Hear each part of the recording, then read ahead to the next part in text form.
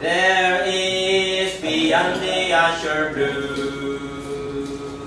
Ready? Sing. There is beyond the azure blue a God concealed from human sight. It is skies with heavenly hue and framed the world with His great might. There is a God, He is alive. In Him we live and we survive.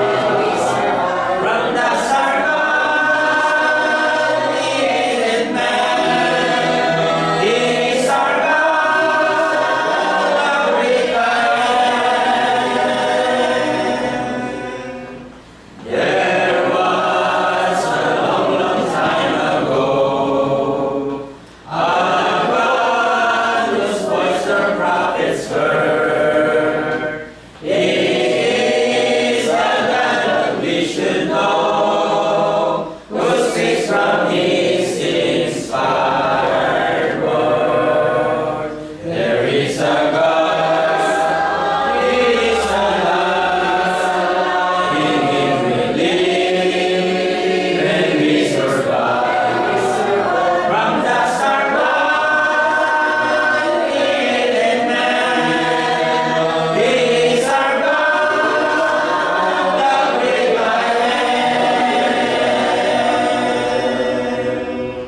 Secure is life from mortal mind.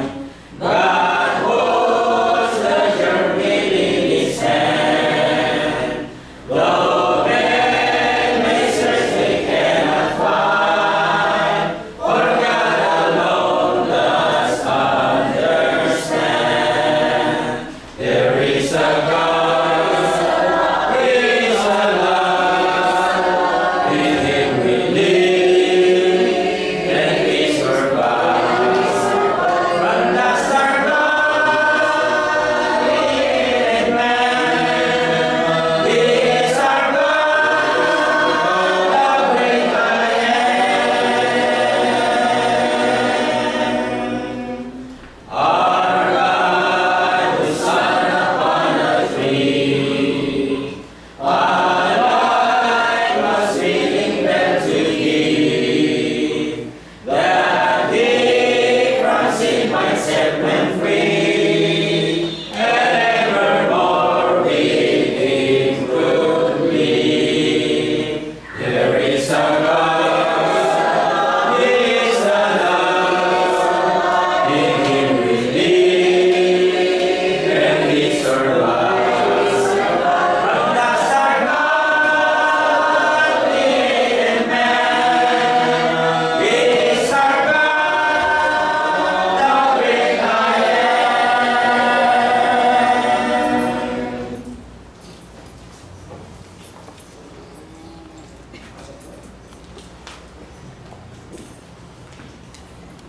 Tayo ay manalangin sa ating Panginoon.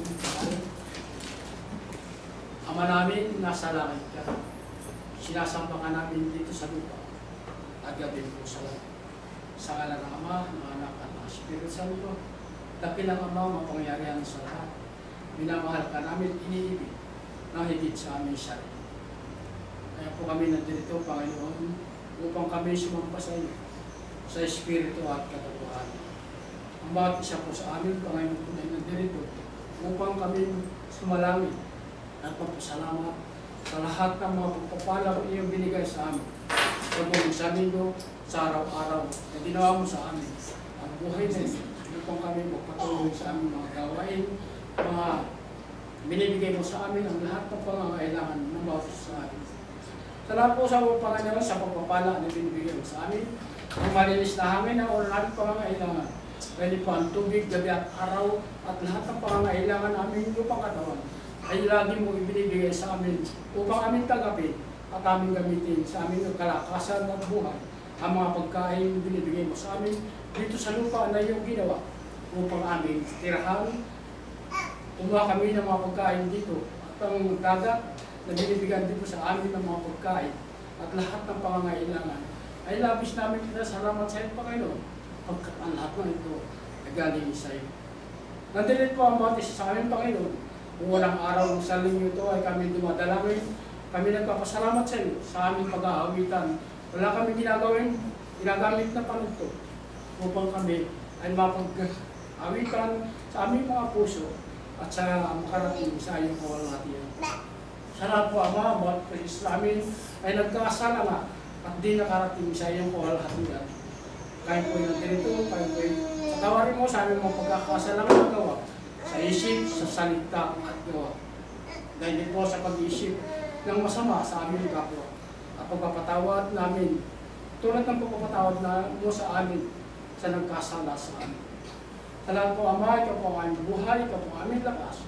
Ito po yung aming dinadalangin na maraming pagpapasalamat sa pangalan ng Ama, ng Anak at ng Espiritu Santo at kay Kristo Jesus na ito pagligtas ngayon po kaya naman. Amen. Amen.